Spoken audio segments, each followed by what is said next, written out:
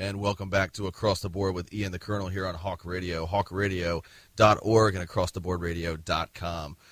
Colonel, if I said, name me one of the top up-and-coming international bands, what comes to mind? A lot of bands come to mind, but none bigger than the band Avatar, which I've been turned on to lately, and they have absolutely kicked my ass with the last album. Yeah, and if you watch their videos, they're absolutely insane to watch. These guys are true entertainers. Who is our guest? Johannes from Avatar was going to be joining us, and we appreciate you joining us on the show today, bud. It's a pleasure to be there. Thanks, you, man. Absolutely, calling all the way from halfway across the world. You know, we pick the best musicians to have on the show, no matter where you're located. And like the Colonel said, Black Waltz is an incredible album. First, though, we have to talk about the video. This video is nuts, and I read somewhere there was a review that said it's the most fun you'll have with a condom and a power drill. Where did the concept for this video come from? Well, it's one of those when it's a chain of fortunate events, you know. Thing is that we had just about finished the recording, mixing, and mastering of the album Black Waltz when we started to fool around and try around different ideas for the album cover and pick a title track and all that.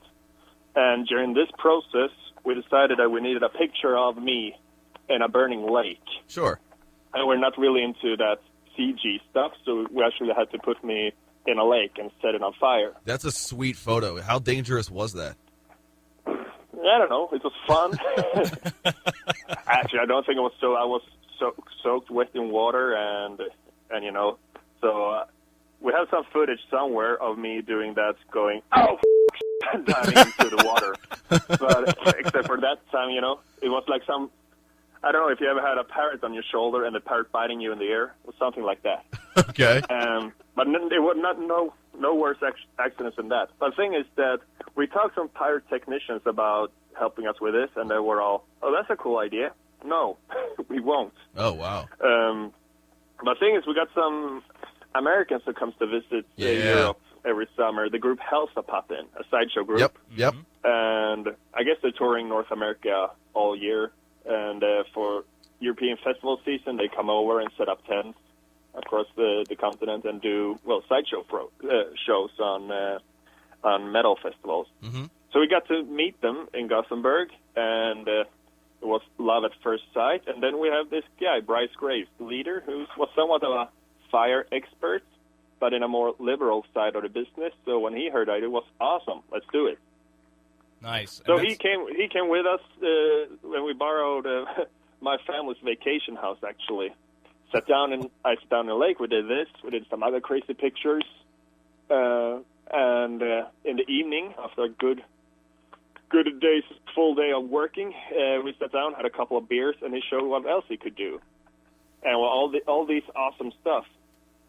Coming home, I discussed it with my drummer, John, and he basically said, okay, so how long is he staying in Sweden? 6 days? Oh, then we're in a hurry because we're making a video.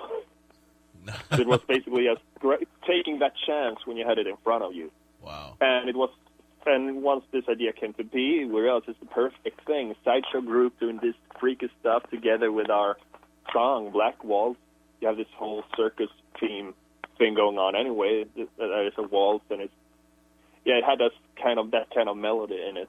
It was a perfect fit. Yeah. And then we just had fun with it. And this is your first U.S. release, the Black Waltz. And talk about what your sound is, what some of your previous albums have brought to the table for people who are not aware of Avatar yet.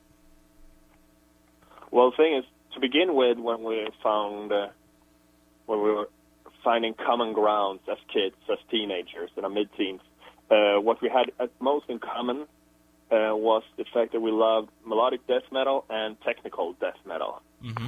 And other than that, it was basically we were put together because it was the kid in the neighborhood that had two bass drums and a kid in the neighborhood who actually could growl somewhat, and like that. And we were all metal fans, but when we were supposed to get more specific about it, and not just playing both Halloween and Cannibal Corpse covers. Yeah. That was the common ground we found, technical stuff and melodic brutal stuff. So that is where you have to find a root, and that is what we did with the two first albums that we released here. Black Waltz is number 4 for the Europeans. And so we did that, and we took it to some kind of, I don't know, technical extreme for us with the second album, Schlacht.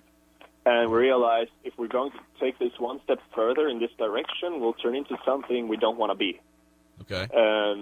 Because along the way, in the tour buses and in the caravans and in the shows, we realized that we listen to rock and roll all the time. And we felt more of that, like a rock and roll band half of the time. So it was a no-brainer by that time to make half of the music about rock and roll as well. So that's what we did for the third album. We basically kicked the pure melodic death metal out of the door, and also technical death metal. We kept the brutality and the detuning and the growling and that side from extreme music, but then we wanted to mix that with the fact that we love, I don't know, Judas Priest and Ozzy Osbourne and Led Zeppelin, etc., and do it in a way that was fitting for us. Now with the fourth album, I guess we have come somewhat full circle after, you know, how we always have torn down whatever we built up to make something bigger. And we're back on track with being metal again, only that we brought from this rock and roll experiment, we brought with us simplicity and groove and spontaneity in a way that we didn't have before in the band. It's really cool. Yeah, and there's definitely a lot of different influences I feel in the music, and when Ian and I were listening to the album, some of the things we heard, like the song Let It Burn, that beginning riff almost seems like it has a little bit of a country twang feel to it, a little bit. And then, but you hear Black Waltz, and you definitely hear, a classical influence in on that. How did you decide what other kind of factors go into the creation of the music with that kind of influence? Well, the thing is, I guess that first and foremost, it had to be something that sounded fresh and new and exciting to us. I don't mean that we're reinventing the wheel or anything like that. It's still metal, it's still rock and roll. Right. But it still has to be, it shouldn't be, it's kind of like our friends' bands or whatever. Right. So that was priority one. And then the second thing was that we basically said, okay, this time, we said it before, but this time we really don't care about the outside world. It's because we're really bad at following trends. I guess we tried it with a song in the past, and that was a cool song, but 3 years too late anyway. We suck at following trends. We suck at putting our ear to the ground and we'll listen to what's going on in the world. We're very good at doing our own thing. So with that in mind, it was like, okay, do you like this song? Yeah. Do you? Yeah. Okay. It's on the album. We made it make sense. And then the only thing that was important to, because the fact is that we are releasing it and showing it to the world, is that it has to be damn good. But it was, we just let things be what they needed to be, basically. And that's, I guess, the diversity comes from that. And when you say that you want to sound different, you don't want to sound like any other band, mission accomplished. Because seriously, thank you. there's no other band I can begin to compare you to. You know, the rock roots are there, but there's so many other influences, and your sound is still unique. You can tell it is your sound. Yeah, Johannes, if you had to pick a favorite song on the album, obviously not every song has been released yet. For our fans that haven't heard the entire album, what can they look forward to? Now, if I had to pick one, the album almost gets better as it goes on. Black Waltz is great. I think my favorite is Let It Burn. That riff is killer. Yeah, I love your vocals in that. That whole song just kind of rips into me. But if you had to pick a favorite baby on the album, what would you go with? Oh man, I don't know. I honestly don't know. It's on a day-to-day basis. Right. And right now, I guess we have played over here. We played half of it live, okay, and it all has worked awesomely well. So they're all this far fun to play live, which is a good way to pick a favorite. Right now, I guess I'm really looking forward to play the ones that we haven't played yet, which means that songs like, I don't know, Paint Me Red and Napalm are two of those that I love so much now because I haven't tried it out on stage yet. So it got this promise in it or something. Yeah, I think Red's my second favorite on there. The album really is amazing, and like the Colonel said, it's fresh, and you guys have done that, and you sound different not only from other Swedish bands, but there are amazing Swedish bands, In Flames and a lot of those, but also every band in the world. I mean, you guys just have your own unique sound, like Eckerström is an American band, I think, that has their own unique sound as well, and they buck trends. And, we have a lot of respect for you guys because of that, for sure. Now, the big question is, for us fans in the United States, when can we see you on tour? It's in the pipeline, and that's sadly all I can say right now. Okay, fair enough. Like I said, we've done these four albums over here, but this is the first album that's being released in North America, which means we're the new kids in the neighborhood. Mm-hmm. And we got the cool setup. It's apparently the people we are working with are big names in the business with E1, the label, and all that. Absolutely. I don't know anything about it, but that is what I'm being told, that it's like the big boys. Yeah, they're legit. Which is pretty cool, which is big because we also had the little time I spent communicating with these guys personally says that they're really enthusiastic and hungry and really into making it happen for us. So it's real cool, but still we're the new kids, and we cannot just pick up the phone and say, "Hey guys, we're coming. You're having us? Hell right. yeah!" Yeah. So it's negotiating and sucking up and kissing some ass and doing all that routine. But there are some cool opportunities on the table. That is all I dare to say now. It helps that you guys are spreading the word anyway. Absolutely. But of course. We have your back for sure. Now, I know Simon left, one of your guitarists, and Tim is the newest guy.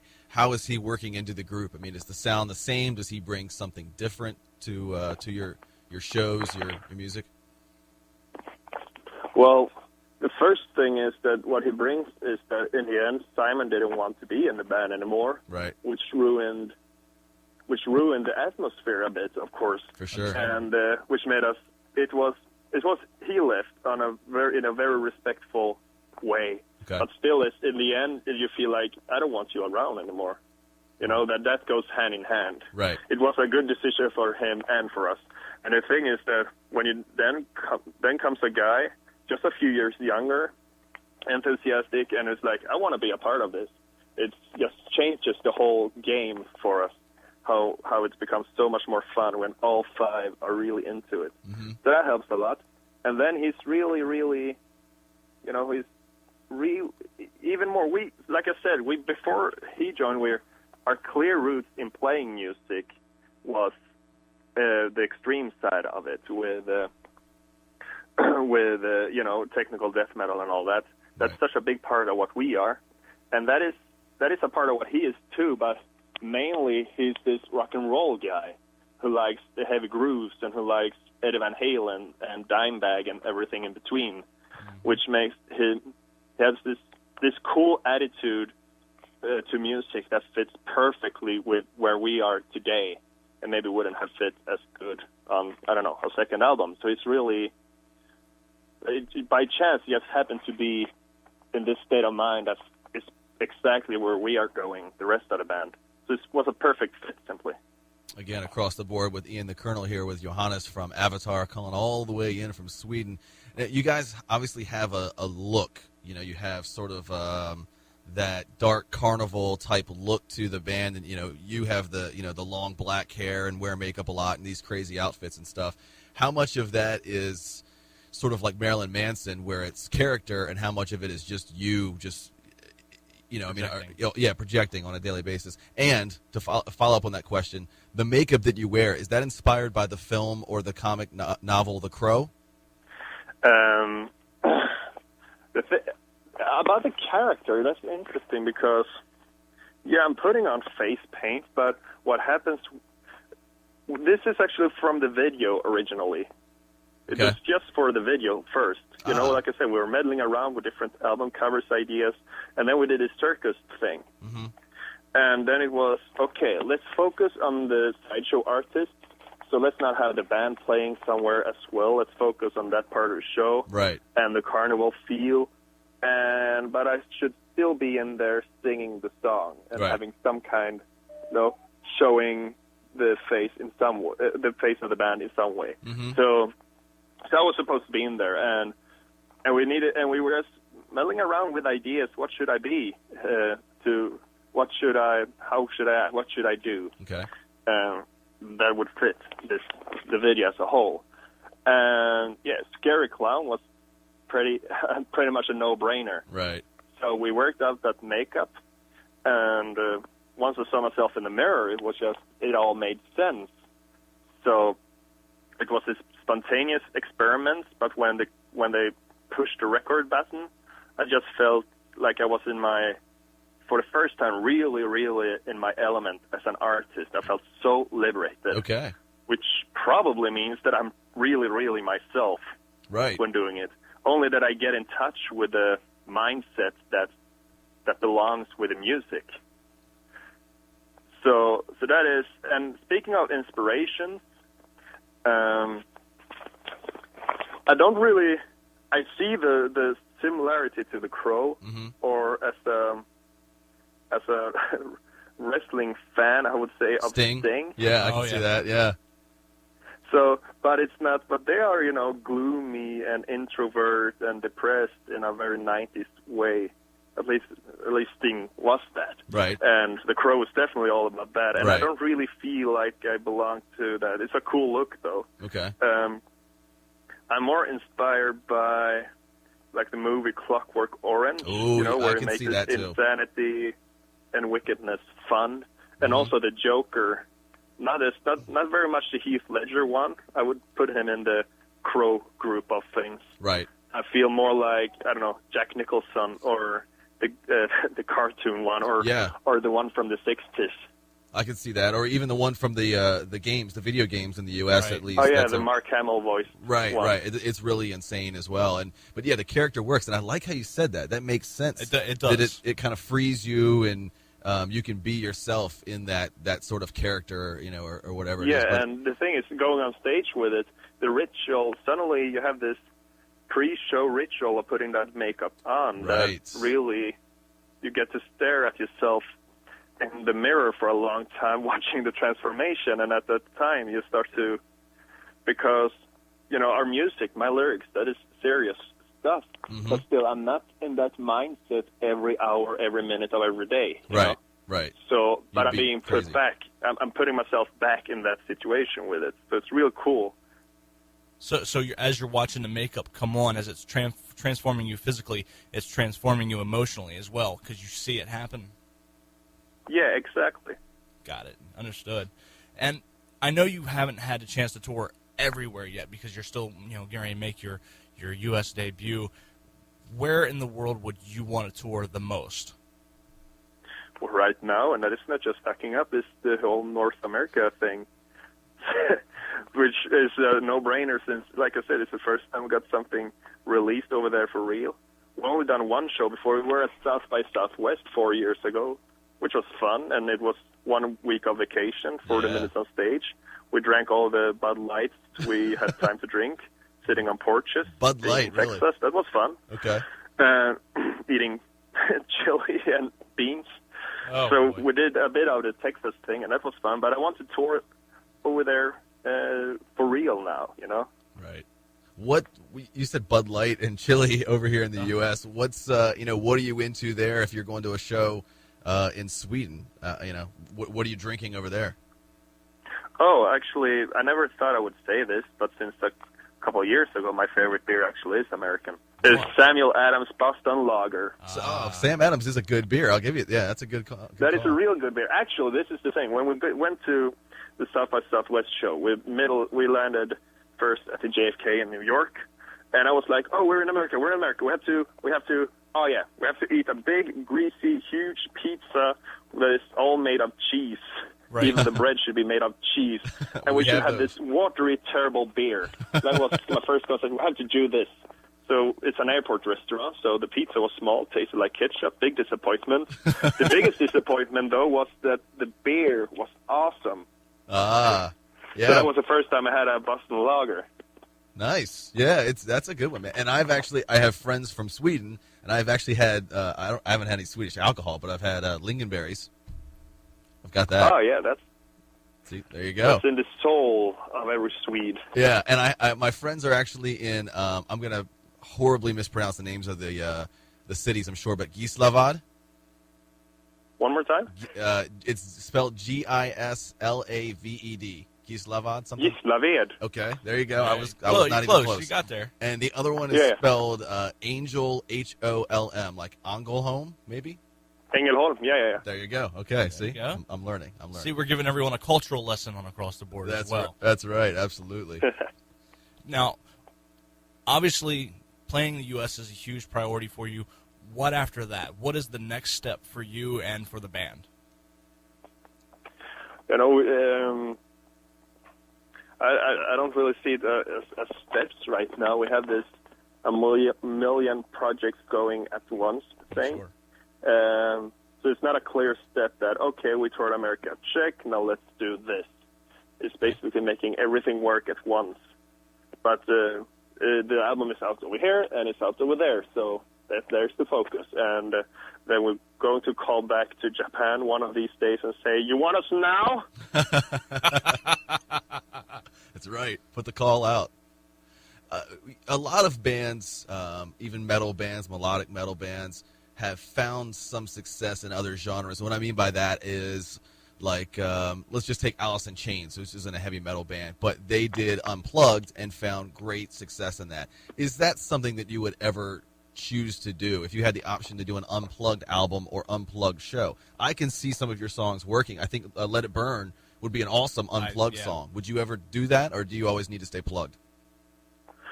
The thing is that I guess there are two things that it needs to fall into to work for us. Is number one, is it relevant for the band to do this? Mm-hmm. Does it make sense artistically? You know, sometimes you get this cool or fun, especially fun idea of doing something funny or silly or whatever, and it would be funny and silly, but what would happen to the rest of this piece of art that we call Avatar if we do this? So does it make sense? Does it feel relevant?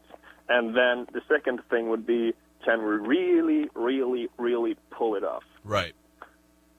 Because also in songwriting, you know, you have a million ideas, and there's always a different song on the radio on your way home or whatever, or at the party you were attending to, which makes you want to, I want to sound like Katy Perry. No, maybe not her, but you know, the idea that you get inspiration from all around. Right. And you meddle around with ideas, and you always discover, okay, as a group, we do this and this and this and this best. Those things over there, we're letting those guys do that, and we'll do this. But if we could make something real cool acoustically, yeah, sure. And if we could make it in a setting that makes sense for us. Johanna, and again, you can find all the information on tours, on albums, everything. Again, the album is Black Waltz. It is out under E1 Records, and the website is avatar.net. That's AVATAR.net. Not the movie, but the band. Much better. Movie sucked. I was going to say the movie sucked. The band is awesome. The band rules, yeah. Johannes. Yeah, but I thought it was kind of cool that Sigourney Weaver played me. I like the sense of humor. That's good, man.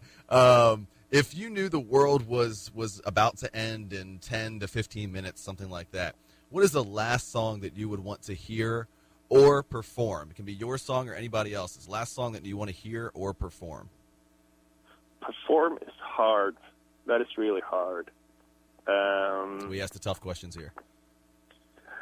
But hearing, there are two I could choose from, both from Devin Townsend. I'm a huge Devin Townsend fan. Okay. And it would be either Planet Rain from the Physicist album. Okay. That would make total sense as the End of the World song.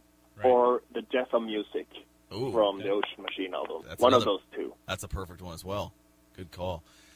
Again, avatar.net, Black Waltz is out now, and I cannot wait to see you guys live. I have listened to this album. I'm glad we don't have cassettes anymore because I would have worn mine out by now. I have listened to this album over and over again. It's and you can stream it right now as well. So incredible album, and we appreciate the work you put in. I'm only sorry that we didn't hear about you guys sooner. No doubt. Yeah, but it's fine by me, actually. It took a while, so now we're really ready. We're coming over there, like I said, being the new kids, but with 10 years experience of this band. So yeah, in a way, it's kind of awesome for us. Hitting your stride, absolutely. Well, Johannes, I'll open the floor to you, man. If again, we have fans listening around the world right now. So, is there anything that you want to say in your native Swedish? Oh, I should really make a list of things to say in our interviews. That's a good point. Bill, do you want to add something? I'm like, no, but okay. Well, I won't know what you're saying anyway. För er svenskar som kan hända lyssnar, så ser jag fram emot att se er alla på Metal Town. Det är också tidigare nämnda Hälsa Poppin där. Så förhoppningsvis gör vi något riktigt dumt och röjigt med dem. Ha det gött så länge. Nice. There you go. Well said. I could have said that better myself. That was great, but we appreciate it again, Johannes. Huge fans, and Black Waltz is out right now. Go get it. Follow these guys wherever you are in the world. See them play live as well. Listen to this album with a good pair of headphones up very loud. Very loudly, yeah. And like we say, don't just listen to music, experience it. Go check these guys out. We'll be back here in a few minutes. I'm E. He's the Colonel. You're listening to us on hawkradio.org. And acrossboardradio.com.